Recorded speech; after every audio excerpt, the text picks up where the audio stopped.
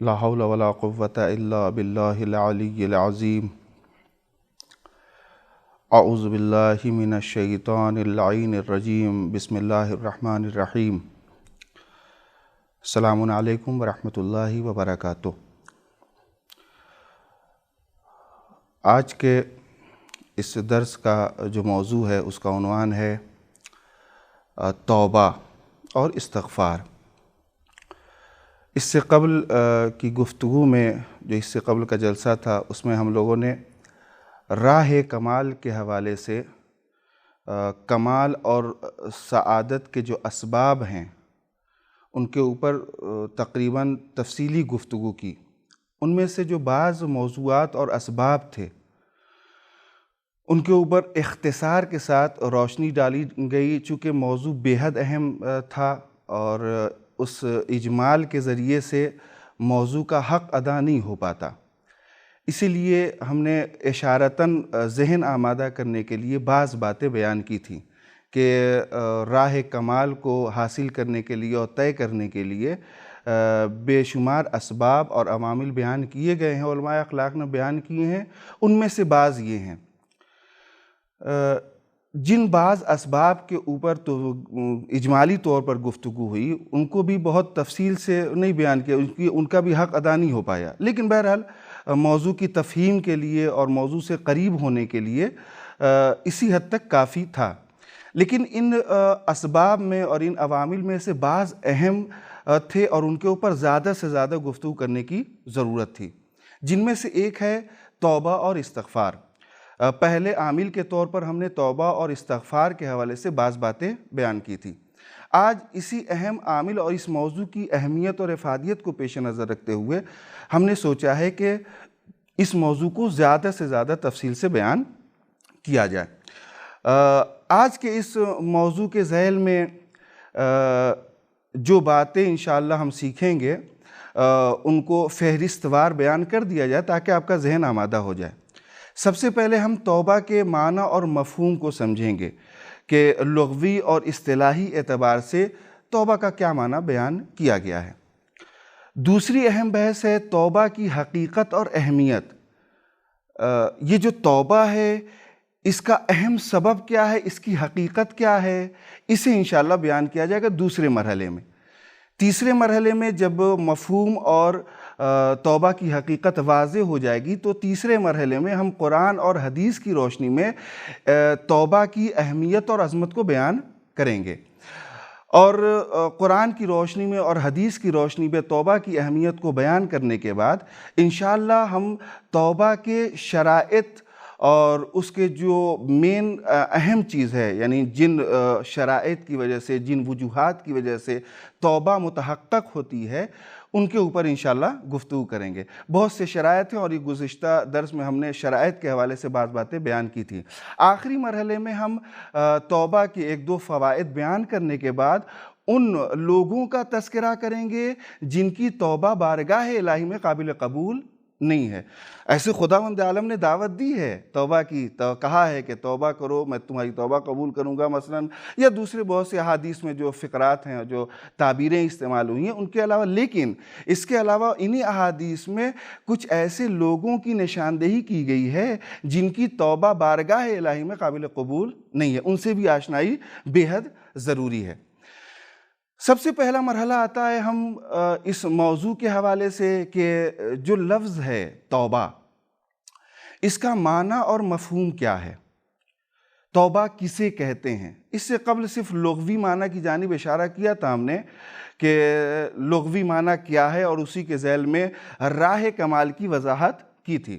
آج لغوی اور اصطلاحی دونوں معنی کو بیان کرنا مقصود ہے۔ لغوی اعتبار سے لغت میں ارباب لغت نے جو توبہ کا معنی بیان کیا ہے وہ یہ ہے کہ توبہ لغت میں ہوتا ہے پلٹنے کے، رجوع کرنے کے، واپس آنے کے۔ یعنی کیا مطلب؟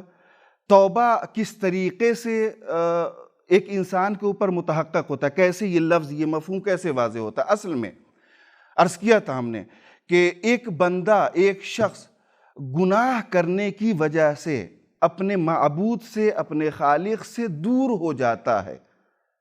توبہ اس انسان کو معبود کی طرف واپس کرتی ہے۔ اسی لیے اس کا لغوی معنی بیان کیا گیا ہے کہ توبہ کا معنی ہوتا ہے واپس آنے کے، رجوع کرنے کے۔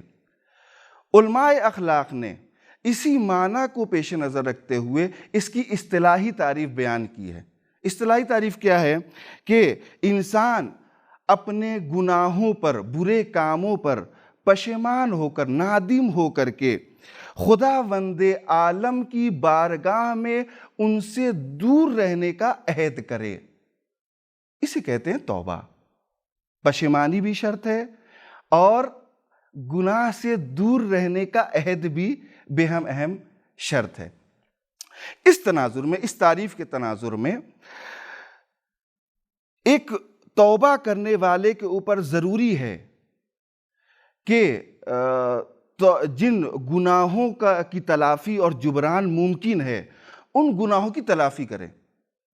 مثال کے طور پر، اگر کسی انسان نے کسی کا حق ضائع کیا ہے، کسی کا حق غصب کیا ہے، تو وہ حق واپس کرے۔ کسی نے کسی کی زمین چھین لی ہے، بہرحال ہوتا رہتا ہے، ہمارے معاشرے میں دیکھنے میں آتا رہتا ہے۔ کسی نے کسی کی زمین چھینی ہے تو توبہ کی قبولیت کی شرط یہ ہے کہ وہ زمین پہلے واپس کرے، ورنہ توبہ قابل قبول نہیں ہے۔ اسی طریقے سے کسی کا حق پامال کیا ہے، اس نے حق ضائع، کسی کی آبروریزی کی ہے، اس سے معافی مانگے۔ اگر وہ زندہ ہے تو اس سے معافی مانگے۔ ایک مرحلہ آتا ہے کہ ایک شخص کی آبروریزی کی تھی، اس نے بھرے مجمع میں اس کو برا بھلا کہا تھا، وہ شخص تھا نہیں، غیبت کی تھی، اس پہ تہمت لگائی تھی۔ اب وہ شخص نہیں ہے کہ اس سے معافی مانگے، اس سے حلالیت طلب کرے، تو اب کیا کرے ایسا انسان؟ ایک آسان طریقہ یہ بیان کیا کہ اگر وہ زندہ ہے تو اس کے پاس جائے اور جا کر کے معافی مانگے۔ لیکن اگر وہ زندہ نہیں ہے تو اس کے حق میں اعمال خیر انجام دے، جو تمہاری طرف سے اس کے لیے معافی کا ایک ذریعہ ہوگا۔ جب یہ بندہ جس کو اعمال خیر کا ثواب ملے گا وہاں پر روز قیامت، تو اب وہ خوش ہو کر کے ہو سکتا ہے تمہیں معاف کر دے، بلکہ بعض حدیثوں میں ہے کہ وہ تمہیں معاف کر دے گا۔ زندہ ہے تو فوراً جا کر کے اس سے معافی طلب کرے، اور اگر زندہ نہیں ہے تو اس کے حق میں اعمال خیر انجام دے، تاکہ اس اعمال خیر کا ثواب اس تک پہنچے اور وہ اس سے خوش ہو کر کے روز قیامت تمہیں معاف کر دے۔ معنی و مفہوم میرے خیال سے واضح ہو گیا ہے۔ دوسرا مرحلہ آتا ہے اس توبہ کی حقیقت کیا ہے؟ توبہ کا سبب کیا ہے؟ اس کی اہمیت کیا ہے؟ کیوں آخر توبہ کے اوپر انسان کیوں آمادہ ہوتا ہے؟ توبہ کیوں کرتا ہے؟ توبہ کا جو ایک سبب، جو بے حد اہم سبب ہے، جو علماء اخلاق نے بیان کیا، وہ ہے جزا اور سزا کا یقین، جو انسان کو گناہوں سے دور رہنے کے اوپر آمادہ کرتا ہے۔ یہ یقین بے حد اہم ہے۔ چھوٹی سی مثال دے دوں تاکہ آپ کی سمجھ میں یہ بات واضح ہو جائے اور آپ کی سمجھ میں یہ بات آ جائے کہ یہ جو سزا اور جزا کا جو یقین ہے وہ بے حد اہم ہے۔ ہم کسی ایسے معاشرے کا تصور نہیں کر سکتے جہاں انسان آزاد ہو۔ اگر آپ کے شہر میں اعلان کر دیا جائے کہ آج سے جس کا جو دل چاہے انجام دے، کسی کو مارنا ہو مارو، کسی کا حق غصب کرنا ہو غصب کرو، کسی کو قتل کرنا ہو کرو، کوئی سزا وزا نہیں ہے۔ جب سزا کا یقین نہیں ہوگا، انسان مطمئن ہو جائے کہ اب ہم جو بھی کریں ہمیں اس کی سزا نہیں ملے گی، تو یقین جانیے وہ برے اعمال کی طرف راغب ہوگا۔ لیکن اگر اسے اس بات کا یقین ہو جائے کہ ہم ایک چھوٹی سی بات بھی انجام دیں، چھوٹی سی حرکت بھی کریں تو اس کی سزا ہمیں ملے گی، یہاں بھی وہاں بھی، تو ایسا شخص فوری طور پر اپنے آپ کو اس گناہ سے بچائے گا۔ یہ جو سزا اور جزا کا جو یقین ہے، یہی اصل میں انسان کو توبہ کے اوپر آمادہ کرتا ہے۔ یہ یقین ہونا بے حد ضروری ہے، اس لیے کہ جب ایک انسان گناہ کے سزا اور اس کے برے نتائج سے آشنا ہو جاتا ہے اور ان نتائج کا محاسبہ کرتا ہے، تو وہ کوشش کرتا ہے کہ اپنی ذات کو گناہوں سے بچائے، دور رکھے۔ یہ حساب و کتاب جو وہ کر رہا ہے، یہ حساب و کتاب انسان کے ضمیر کو جھنجھوڑتا ہے، بیدار رکھتا ہے۔ حساب و کتاب بے عدم انشاءاللہ ایک جلسہ باقاعدہ محاسبہ کے اوپر ہے، جس کی تفصیل وہاں پر بیان کی جائے گی۔ یہ حساب و کتاب جو ہے، یہ انسان کے احساس کو اور ضمیر کو جھنجھوڑتا ہے، اور اس کی وجہ سے، اس حساب و کتاب کے احساس کی وجہ سے وہ اپنے وجود میں اذیت محسوس کرتا ہے، اور اس اذیت کی وجہ سے وہ ندامت محسوس کرتا ہے۔ جب ندامت محسوس کرتا ہے تو اس چیز سے، اس گناہ سے اپنے آپ کو بچانے کی کوشش کرتا ہے۔ ایک مرحلہ ہے یہاں، سزا اور جزا کا یقین ایک مرحلہ، محاسبہ دوسرا مرحلہ۔ محاسبے کے بعد اس کا احساس، اس کا ضمیر بیدار ہوتا ہے۔ محاسبے کا جب تصور آتا ہے، تو جب ضمیر بیدار ہوتا ہے، احساس بیدار ہوتا ہے، تو اس کے اندر ایک چیز جو آتی ہے، وہ کیا ہے؟ اپنی ذات میں، اپنے وجود میں وہ اذیت محسوس کرتا ہے۔ اس اذیت کی وجہ سے وہ اپنے کیے پر نادم ہوتا ہے۔ دراصل یہی جو ندامت اس کے وجود سے ظاہر ہوتی ہے، یہی ندامت توبہ ہے۔ ایک حدیث میں رسول اکرم صلی اللہ علیہ وآلہ وسلم فرماتے ہیں کہ الندم توبۃ، ندامت، شرمندگی، یہ کیا ہے؟ توبہ ہے۔ یعنی اگر کوئی انسان اپنے وجود میں اپنے کیے ہوئے کام کے اوپر اور اپنے گناہ کے اوپر شرمندگی محسوس کرے، تو یہی شرمندگی اس کے لیے توبہ کا کام کرے گی۔ گویا شرمندگی کا دوسرا نام توبہ ہے۔ اب ایک سوال یہ ہوتا ہے کہ قرآن اور حدیث میں توبہ کی کیا اہمیت بیان کی گئی ہے؟ سب سے پہلے قرآن سے شروع کرتے ہیں۔ خداوند عالم نے قرآن کریم میں توبہ کی بہت زیادہ اہمیت بیان کی ہے، اور بہت سی آیتیں ایسی رکھی ہیں جس سے اندازہ ہوتا ہے کہ خداوند عالم توبہ کرنے والوں کو پسند کرتا ہے، خداوند عالم کی نظر میں توبہ کرنے والے محبوب ہیں۔ اب یہاں پر ایک دو آیتیں میں بیان کروں تاکہ موضوع کی اہمیت آشکار ہو سکے، واضح ہو سکے۔ خداوند عالم سورہ نور کی 31ویں آیت میں فرماتا ہے، توبوا الی اللہ جمیعا یا ایھا المؤمنون لعلکم تفلحون۔ اے مومنو، تم سب کے سب خداوند عالم کی طرف توبہ اختیار کرو، توبہ کرو، خداوند عالم کی طرف پلٹو، شاید کہ تم توبہ کی وجہ سے کامیاب ہو سکو، فلاح پا سکو۔ اس میں خداوند عالم نے توبہ کرنے والوں کو کامیاب قرار دیا، یعنی جو شخص توبہ کرتا ہے گویا وہ کامیاب ہے، کامران ہے۔ فلاح بہرحال ایک کامیابی، اور کامیابی جب خداوند عالم اپنی بابرکت کتاب میں استعمال کرے تو اس کا مطلب یہ کہ کامیابی صرف دنیاوی کامیابی نہیں ہے، دائرہ بہت وسیع ہے۔ جو شخص توبہ کر رہا ہے گویا وہ دنیا میں بھی کامیاب ہے اور آخرت میں بھی کامیاب ہے۔ اس کامیابی کا دائرہ بہت زیادہ وسیع ہے۔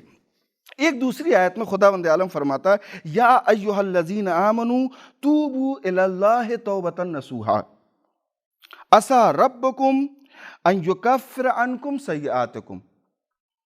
اے صاحبان ایمان، اے وہ لوگ جو ایمان لے کر کے آئے، وہ توبہ نصوح، خالص توبہ انجام دو، خالص توبہ کرو، اخلاص کے ساتھ توبہ کرو۔ توبہ نصوح ایک بہت مفصل گفتگو ہے، لیکن اس کو سمجھنے کے لیے صرف اتنا کہا جائے کہ خالص توبہ انجام دو، خالص توبہ کرو، اخلاص کے ساتھ توبہ کرو، شاید کہ خداوند عالم تمہارے سیئات کو ختم کر دے، گناہوں کو تم سے دور کر دے۔ شاید کہ خداوند عالم تم سے گناہوں کو دور کر دے۔ یہ کیا ہے؟ اس میں بیان یہ کیا گیا ہے کہ اگر تم توبہ کرو گے تو ہو سکتا ہے تمہارا وجود، بہرحال تم نے گناہ انجام دیا، تمہارا وجود گناہوں سے لدا ہوا ہے، تم گناہوں میں ڈوبے ہو، لیکن جب تم توبہ کرو گے تو خداوند عالم تم سے گناہوں کو دور کرے گا۔ اس کا ایک مفہوم یہ بھی ہو سکتا ہے کہ توبہ جب انسان کرتا ہے تو ایک تو جو گناہ کرتا ہے اس سے بھی وہ دور ہو جاتا ہے، دوسرے یہ کہ ممکن ہے اگر خالص توبہ ہو، توبہ نصوح ہو، خالص توبہ ہو، اخلاص کے ساتھ توبہ کیا جائے تو انسان دوسرے گناہوں سے بھی محفوظ رہے۔ یہ شاید جو کہا گیا ہے ہو سکتا ہے، اس کا مفہوم شاید یہ بھی ہو سکتا ہے کہ ایک تو تم توبہ کرنے کی وجہ سے اپنے کیے ہوئے گناہ سے بھی پاک ہو جاؤ گے، ہو سکتا ہے اگر یہ اخلاص ہو تو دوسرے گناہوں سے بھی تم محفوظ رہو۔ اسی طریقے سے بہت سی آیتیں ہیں، انشاءاللہ اس موضوع کے اوپر اگر آپ دیکھنا چاہیں تو سائٹ وغیرہ پہ بھی بہت سے توبہ کے حوالے سے جو آیات ہیں وہ بھی مل جائے گی۔ بہت زیادہ تفصیلی گفتگو آیات کے حوالے سے نہیں کرنا مقصود ہے۔ حدیث میں بھی توبہ کی بہت زیادہ فضیلت بیان کی گئی ہے۔ ایک دو حدیثیں میں بیان کر دوں تاکہ بات واضح ہو جائے۔ حدیثوں میں توبہ کی جو فضیلت بیان کی گئی ہے اس میں زیادہ تر محور یہ قرار دیا گیا ہے کہ توبہ کرنے والے کو خداوند عالم کا محبوب قرار دیا جا سکے۔ ایک حدیث رسول اکرم صلی اللہ علیہ وسلم سے مروی، آپ فرماتے ہیں التائب حبیب اللہ، توبہ کرنے والا خداوند عالم کا دوست۔ اس میں باقاعدہ واضح طور پہ حبیب کی لفظ استعمال ہے۔ توبہ کرنے والا خداوند عالم کا حبیب اور دوست ہوتا ہے۔ وَالتَّائِبُ مِنَ الذَّنْبِ كَمَنْ لَا ذَنْبَ لَهُ، اور دائرہ وسیع کیا گیا۔ ایک تو توبہ کرنے والا خداوند عالم کا حبیب، دوست اور محبوب ہوتا ہے، اور جو توبہ کرتا ہے گناہوں سے، التَّائِبُ مِنْ ذَنْبٍ، جو توبہ کرتا ہے گناہوں سے وہ ایسے ہے جیسے اس نے کوئی گناہ انجام ہی نہیں دیا۔ بہت وسیع ہو گیا دائرہ۔ یہ امید دلا رہی ہے، یہ حدیث ہمیں امید دلا رہی ہے۔ ایک تو یہ کہ خداوند عالم کا دوست ہے توبہ کرنے والا، ایک بہت ہی اہم مفہوم ہے یہ، اور بہت زیادہ امید دلانے والی ہے کہ توبہ کرنے والا خداوند عالم کا محبوب ہوتا ہے۔ اس سے آگے بڑھ کر کے جو شخص گناہوں سے توبہ کرتا ہے وہ ایسے ہو جاتا ہے جیسے اس نے کوئی گناہ انجام ہی نہیں دیا۔ اب اس کے لیے کیا ہے کہ ایک نئے سرے سے اپنی زندگی کا آغاز کرے۔ اب وہ یہ نہ سوچ کے آگے بڑھے کہ میرے اوپر گناہوں کا بوجھ ہے، پتہ نہیں میرے دوسرے اعمال قبول ہوں گے یا نہیں ہوں گے۔ جی نہیں، حدیث واضح طور پہ بیان کر رہی ہے کہ اگر تم نے صدق دل سے توبہ کیا، توبہ کی شرائط کے ساتھ، اب انشاءاللہ شرائط کی گفتگو ہوگی، اگر تم نے تمام تر شرائط کے ساتھ توبہ کی تو گویا تم ایسے ہو جیسے تمہارے اوپر گناہوں کا بوجھ نہیں ہے، تم گناہوں سے بالکل پاک ہو، صاف ہو۔ لہٰذا تم ایک نئے سرے سے اپنی زندگی کا آغاز کرو اور اپنی زندگی شروع کرو۔ اسی طریقے سے ایک دوسری حدیث میں ایک شخص امام کے پاس آیا اور اس نے خود رسول اکرم صلی اللہ علیہ وسلم کی خدمت میں آیا، اور اس نے جب سوال کیا توبہ کے بارے میں تو آپ نے فرمایا اذا تاب العبد توبۃ نصوحا، جب ایک بندہ خالص توبہ انجام دیتا ہے، خالص توبہ کرتا ہے، احبہ اللہ، خداوند عالم اسے دوست رکھتا ہے۔ جب کوئی بندہ آتا ہے اور آنے کے بعد خداوند عالم کی بارگاہ میں گڑ گڑا کر کے توبہ کرتا ہے تو خداوند عالم اسے دوست رکھتا ہے۔ وستر علیہ، اور خداوند عالم اس کے گناہوں کو چھپا دیتا ہے۔ یہ بھی ایک وسیع مفہوم ہے۔ سوال کرنے والے نے سوال کیا، یہ چھپانے کا کیا مقصد ہے، کیا مفہوم ہے؟ یہ حدیث میں یہ جو آپ فرما رہے ہیں کہ ستر علیہ، یہ کیا مطلب، کیسے گناہوں کو چھپایا جائے گا؟ فرمایا کہ ہر انسان کے کاندھے کے اوپر، دائیں کاندھے کے اوپر اور بائیں کاندھے کے اوپر 2 فرشتے ہیں جو اس کے اعمال کو لکھتے رہتے ہیں۔ خداوند عالم ان فرشتوں کو حکم دے گا کہ یہ جو بندہ ہے اس نے میری بارگاہ میں آ کر کے خالص دل سے، صدق دل سے، خالص نیت کے ساتھ توبہ انجام دی ہے، لہٰذا تم اس کے گناہوں کو دفتر سے مٹا دو۔ اس کے بعد یہ بندہ بالکل ایسا ہو جائے گا جیسے اس نے کوئی گناہ انجام نہیں دیا۔ سترہ علیہ کا مفہوم دوسرے اعتبار سے بیان کیا جا سکتا ہے، مثلا یہ کہ ایک تو خود یہ حدیث بیان کری ہے، دوسری احادیث سے استفادہ کیا جا سکتا ہے کہ سترہ علیہ کا مقصد یہ کہ جو گناہ اس نے انجام دیا ہے بہرحال وہ معاشرے میں مشہور ہو گیا، بہت سے لوگوں نے اس کو گناہ کرتے ہوئے دیکھ لیا، تو اس کا گناہ جو مشہور ہو گیا ہے، خداوند عالم اپنے لطف و کرم کا مظاہرہ کرتے ہوئے ہو سکتا ہے لوگوں کے ذہنوں سے اس گناہ کی قباحت جو اس کے سلسلے میں موجود ہے لوگوں کے ذہن میں، اس کو ختم کر دے، چھپا دے لوگوں کے ذہن سے۔ یہ بھی مفہوم بیان کیا جا سکتا ہے۔ اسی طریقے سے دوسری احادیث میں بھی خداوند عالم کی طرح، قرآن مجید کی طرح احادیث میں بھی بہت زیادہ اس کی فضیلت بیان ہوئی۔ ایک آخری حدیث بیان کر لیں، اس کے بعد سے انشاءاللہ جو شرائط ہیں توبہ کے وہ بیان کیا جائے گا۔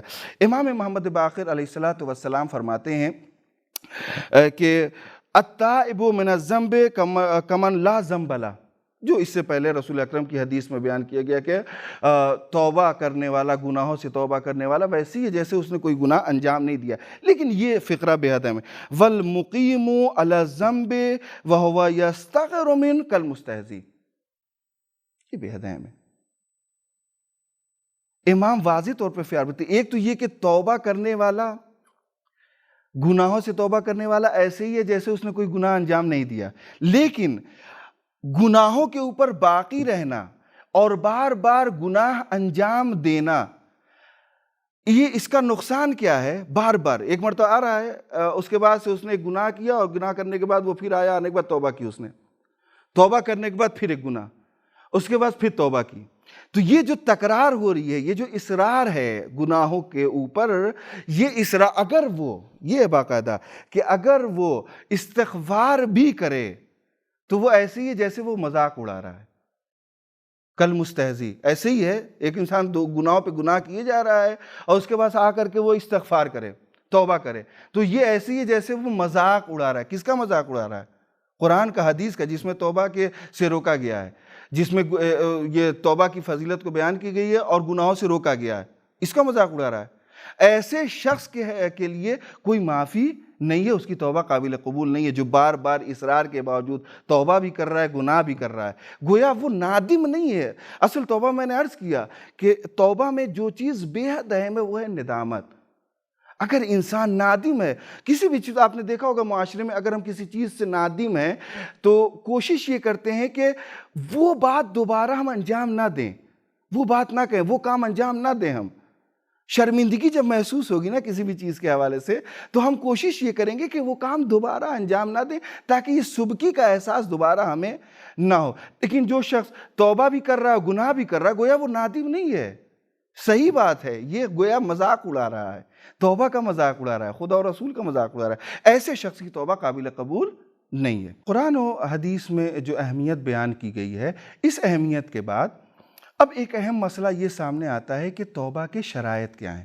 بہت جلدی چونکہ اس سے قبل کے جلسے میں ہم نے یہ اشارہ کیا تھا کہ ایک شخص آیا، جیسے ہم نے آخری حدیث جو بیان کی وہ اسی لیے کہ ہم لوگ عام طور سے گناہ کرتے ہیں، اللہ توبہ کرنے کے بعد دوبارہ گناہ کی طرف راغب ہو جاتے ہیں۔ بہت سے لوگوں کو دیکھا گیا اور یہ چیز رائج ہے، بہرحال اللہ سب کو گناہوں سے محفوظ رکھے، لیکن یہ چیز دیکھنے میں آئی کہ گناہ انجام دیا جاتا ہے، اس کے بعد سے فوراً جاتے ہیں توبہ کرتے ہیں، اللہ توبہ والا توبہ کرتے ہیں، اور اس کے بعد سے دوبارہ جاتے ہیں گناہ انجام دیتے ہیں۔ اس کی بہت زیادہ اور شدید الفاظ میں مذمت کی گئی قرآن اور حدیث میں، لہٰذا ضرورت اس بات کی ہے کہ ہم توبہ کے شرائط کو بھی بیان کریں کہ توبہ کے شرائط کیا ہیں۔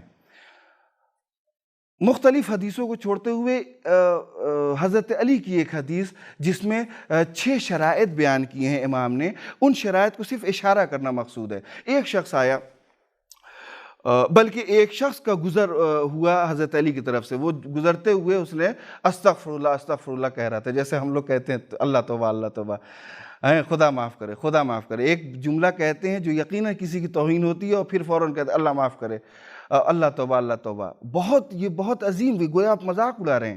ایسے ہی وہ شخص گزر رہا تھا، استغفر اللہ ایسے کہتے ہوئے گزر رہا تھا۔ امام نے اسے روکا اور روکنے کے بعد فرمایا کہ تیری ماں تیرے ماتم میں بیٹھے، تو جانتا ہے استغفار کیا ہے، توبہ کیا ہے؟ پھر آپ نے فرمایا کہ استغفار اور توبہ بلند مرتبہ لوگوں کا مقام ہے، یہ اعلیٰ علیین ہے، یہ اعلیٰ مقام کے حامل لوگوں کا مرتبہ ہے، یہ کوئی معمولی چیز نہیں ہے۔ پھر آپ نے سمجھانے کے انداز میں فرمایا کہ اگر چاہتا ہے کہ توبہ کر تو ان شرائط کی رعایت کر۔ اس کے بعد سے امام نے شرائط بیان۔ پہلی شرط کیا ہے؟ پہلی شرط یہ ہے کہ اگر توبہ کا ارادہ ہے تمہارا تو یہ طے کرو کہ جو گناہ تم نے انجام دیا ہے اس پر شرمندہ ہو۔ وہی ندامت جو ہم نے عرض کیا کہ پہلی شرط یہ ہے کہ ندامت ہونی چاہیے۔ اگر توبہ کرنے والے کے اندر ندامت نہیں ہے تو گویا وہ توبہ نہیں کر رہا، مذاق اڑا رہا ہے۔ دوسری شرط یہ ہے کہ ندامت کے ساتھ ساتھ آئندہ گناہ نہ کرنے کا مصمم ارادہ کرے۔ جو شخص یہ چاہتا ہے کہ توبہ کرے ایک گناہ سے، وہ یہ بھی طے کرے، مصمم ارادہ کرے، پکا ارادہ کرے کہ ہم آئندہ گناہ انجام نہیں دیں گے۔ ندامت، آئندہ گناہ نہ کرنے کا پکا ارادہ۔ تیسری شرط ہے کہ لوگوں کے حقوق کو ادا کرے، جو حقوق اس نے ضائع کیے ہیں یا چھین لیے ہیں، ضبط کر لیے ہیں، غصب کر لیے ہیں، ان حقوق کو وہ ادا کرے۔ چوتھی شرط یہ ہے کہ گناہ کی وجہ سے جو فرائض چھوٹ چکے ہیں اس سے چھوٹ گئے ہیں، بہت سے فرائض چھوٹ جاتے ہیں، گناہ کیا اس نے بہت سے فرائض چھوٹ گئے، تو گناہ کی وجہ سے جو فرائض چھوٹ جاتے ہیں ان فرائض کو ادا کرے۔ واجبات جو چھوٹ گئے ان فرائض کو ادا کرے، واجبات کو ادا کرے، مستحبات کو ادا کرے۔ پانچویں شرط یہ ہے کہ یہ بے حد اہم ہے کہ مال حرام کھا کر کے گناہ انجام دیا، اس نے مال حرام کھایا، مال حرام کھا کر کے بدن پر جو گوشت پوست ہے وہ ابھر آیا ہے، وہ جو گوشت پوست آیا ہے اس مال حرام کی وجہ سے اس کو ختم کرے۔ اگر گوشت ہے 1 روپیہ، 2 روپیہ، 10 روپیہ، 50، 100 روپیہ، اس مال سے جو گوشت میں اضافہ ہوا ہے، جو گوشت بڑھا ہے، اس گوشت کو ختم کرے۔ بڑا سخت مرحلہ ہے کہ مال حرام سے جو گوشت پوشت میں زیادتی ہوئی ہے اس کو ختم کرے۔ چھٹی اور آخری شرط یہ ہے کہ جسم کو جتنی گناہوں سے لذت دی ہے، ظاہر ہے کہا گیا ہے کہ گناہوں میں لذت ہے، حالانکہ وقتی لذت ہوتی ہے، لیکن یہ جو وقتی لذت تم نے گناہوں کو انجام دے کر کے حاصل کی ہے، اس لذت کو ختم کرنے کے لیے اپنی ذات کو اطاعت الہی کی اذیت میں مبتلا کرو، سختی میں مبتلا کرو۔ ادھر تم نے لذت حاصل کی ہے، وقتی لذت حاصل کی ہے، اب تم اطاعت الہی کی لذت سے یا جو اطاعت الہی میں جو سختی محسوس کر رہے ہو، اس سختی کی وجہ سے اس لذت کو ختم کرو۔ یہ 6 شرائط آپ نے بیان کی۔ ذرا انصاف سے بتائیے کہ آج کے زمانے میں کتنی شرائط کی رعایت کی جاتی ہے؟ آج کے زمانے میں تو ان شرائط کی رعایت کرنا یقیناً انتہائی سخت ہے، بے حد سخت ہے، اور شاید یہ کہا جا سکتا ہے معاشرے کو دیکھتے ہوئے اور مصروفیات کو دیکھ کر کے، اور جو فضا ہے، جو معاشرہ ہے، جس طریقے سے گناہ سے آلودہ ہمارا معاشرہ ہے، اس کو دیکھتے ہوئے کہا جاتا ہے کہ ایک ایک گناہ کے لیے اگر ایسے توبہ کی جائے تو شاید زندگی ختم ہو جائے۔ اس زمانے میں بھی یہ سخت مرحلہ تھا، جس زمانے میں یہ حدیث امام فرما رہے تھے اس زمانے میں بھی انتہائی سخت مرحلہ تھا، لیکن الحمدللہ امام کے فرمان کی اطاعت کرتے ہوئے بہت سے لوگوں نے توبہ کی، اور ان کے واقعات کتابوں میں موجود ہیں، انہوں نے باقاعدہ اپنی زندگی کو کامیاب و کامران بنایا۔ لیکن رسول اکرم انسانوں کی فطرت سے، ان کی جو عادت ہے ان سے واقف تھے، اسی لیے آپ نے توبہ کرنے کا ایک آسان طریقہ بیان کیا۔ وہ کیا ہے کہ اگر تم ان شرائط کی رعایت نہیں کر سکتے تو تم کیا کرو، ایک آسان طریقہ میں بتا دیتا ہوں، لیکن اس آسان طریقے کے اوپر صدق دل سے عمل کرو، تب تو یہ توبہ کی جگہ لے سکتا ہے یہ طریقہ۔ وہ کیا ہے؟ حضرت علی فرماتے ہیں ایک دوسری جگہ پر کہ ترک الذنب احون من طلب التوبہ۔ امام نے ایک جگہ بیان کیا کہ یہ 6 شرطیں ہیں، یہ شرائط جب ہو تب جا کر تم استغفر اللہ کہو، یہ شرائط پہلے ادا کر لو تب جا کر کے تم استغفر اللہ کہو، توبہ کرو۔ لیکن ترک الذنب، گناہوں کا ترک کرنا، طلب توبہ سے زیادہ آسان ہے۔ یہ شرائط امام نے بیان کی ہیں، اس کے بعد سے انسانوں کی عادت کو دیکھتے ہوئے، فطرت کو دیکھتے ہوئے آپ ایک آسان طریقہ بیان کرتے ہیں کہ اگر تم چاہتے ہو کہ توبہ کی اس سختی سے محفوظ رہو تو آسان یہ ہے کہ تم گناہوں کو ترک کر دو۔ گناہوں کو ترک کر دو گے تو توبہ کی نوبت نہیں آئے گی۔ سب سے آسان طریقہ ہے طلب توبہ کی سختی سے بچنے کے لیے، طریقہ یہ ہے کہ تم اپنے آپ کو گناہوں سے محفوظ رکھو، گناہ ترک کر دو، غلط عادتیں چھوڑ دو، تمہیں توبہ کی ضرورت محسوس نہیں ہوگی۔ ایک آخری بحث جو ہے وہ یہ کہ توبہ کے فائدہ کیا ہے۔ توبہ کے بہت سے فوائد ہیں، صرف اشارہ کر دوں۔ توبہ کرنے کی وجہ سے انسان رحمت الہی انسان کے شامل حال ہوتی ہے، سب سے بڑا فائدہ یہ۔ اور بہت سی آیتوں میں ہوا التواب الرحیم، اور بہت سی آیتوں میں اس کی جانب اشارہ کیا، چونکہ وقت کم ہے، بہت سی آیتوں میں، بہت سی احادیث میں اس فائدے کی طرف اشارہ کیا گیا اور اس کی تاکید کی گئی کہ جو انسان توبہ کرتا ہے خداوند عالم کا محبوب ہوتا ہے، وہ اپنی جگہ پر خداوند عالم کی رحمت شامل حال ہوتی ہے۔ دوسرا اہم فائدہ یہ ہے کہ توبہ گناہ کی آلودگیوں سے انسان کو پاک کرتا ہے۔ ایک باقاعدہ حدیث میں ہے کہ اگر انسان توبہ کر رہا ہے تو وہ گناہ کی آلودگیوں سے، کثافتوں سے، وہ اس کی ذات پاک ہو جاتی ہے، اس کا وجود پاک ہو جاتا ہے۔ اور ان آلودگیوں کے نقصانات کیا کیا ہیں، اثرات کیا کیا ہیں بعد کی زندگی میں، اس کی جانب اشارہ کرنا ہو۔ لیکن یقیناً ایک انسان جب گناہ کرتا ہے تو اس کے اثرات صرف وہیں تک محدود نہیں رہتے، بلکہ آئندہ زندگی میں بھی ان گناہوں کے اثرات مرتب ہوتے ہیں جن کے بہت زیادہ نقصانات سامنے آتے ہیں۔ لیکن توبہ کی وجہ سے انسان اپنی ذات کو، اپنے وجود کو گناہوں کے برے اثرات سے محفوظ کر سکتا ہے۔ اس کے علاوہ دیگر بہت سے فوائد بیان کیے گئے، صرف فہرست وار میں ان لوگوں کی جانب اشارہ کر دوں جن کی توبہ قابل قبول نہیں ہے خداوند عالم کی بارگاہ میں۔ سب سے پہلا کون ہے؟ وہ ہے بدعت گزار۔ معاشرے میں جو نئی نئی بدعتیں ایجاد کرتا ہے، خداوند عالم کی نظر میں اس کی توبہ قبول نہیں ہے۔ یہ وہ لوگ ہیں جن کی جانب حدیث میں باقاعدہ اشارہ کیا گیا ہے، اور ضرورت محسوس ہوئی تو میں انشاءاللہ بعد میں آپ حضرات کی خدمت میں پیش کر سکتا ہوں۔ دوسرا وہ شخص ہے جو بد اخلاق ہے۔ بد اخلاق کی توبہ بھی خداوند عالم کی بارگاہ میں قابل قبول نہیں ہے، لہٰذا اپنی ذات کو بد اخلاقی سے محفوظ رکھنا چاہیے، اپنی زبان، اپنے ہاتھ، اپنے پیر کے اوپر کنٹرول کرنا چاہیے تاکہ آپ کی وجہ سے کسی کو اذیت نہ ہو اور آپ کی بد اخلاقی کا کوئی شکار نہ ہو۔ یہ دو لوگ۔ تیسرے وہ ہیں جو گناہوں پر مصر ہیں۔ بہت سے لوگ گناہ کرتے ہیں، جس کی جانب ابھی اشارہ کیا کہ گناہوں پر مصر انسان کی توبہ بھی قابل قبول نہیں ہے۔ بار بار گناہ کرتا ہے، بار بار گناہ کرتا ہے، پھر آ کر کے توبہ کرتا ہے۔ یہ جو ہے وہ گویا نادم نہیں ہے، وہ جو آئندہ گناہ کرنے کا جو عہد ہے، جو شرط ہے، اس کے اوپر عمل نہیں کر رہا ہے۔ لہٰذا ایسے مصر بالگناہ بالذنب کا بھی جو ہے کیا کی توبہ قبول نہیں ہے۔ جو گناہوں پر باقاعدہ اصرار کر رہا ہے، بار بار گناہ انجام دے رہا ہے، اس کی توبہ بھی خداوند عالم کی بارگاہ میں قابل قبول نہیں ہے۔ ایک اور شخص ہے جو بے حد اہم ہے، ایک شخص ہے جس نے مومن کا قتل کیا ہے۔ ایک بندہ مومن کا قاتل بھی اگر توبہ کرے تو اس کی توبہ خداوند عالم کی بارگاہ میں قابل قبول نہیں ہے۔ باقاعدہ رسول اکرم سے نہج الفصاحت میں حدیث بیان کی ہے، رسول اکرم نہج الفصاحت میں، کہ ایک بندہ مومن کا قاتل، اس کی توبہ قابل قبول نہیں ہے۔ خداوند عالم سے دعا ہے کہ وہ ہم سب کو گناہوں سے محفوظ رکھے اور ہمیں گناہوں کے اوپر توبہ کرنے کی توفیق کرامت فرمائے۔ والسلام علیکم ورحمۃ اللہ وبرکاتہ۔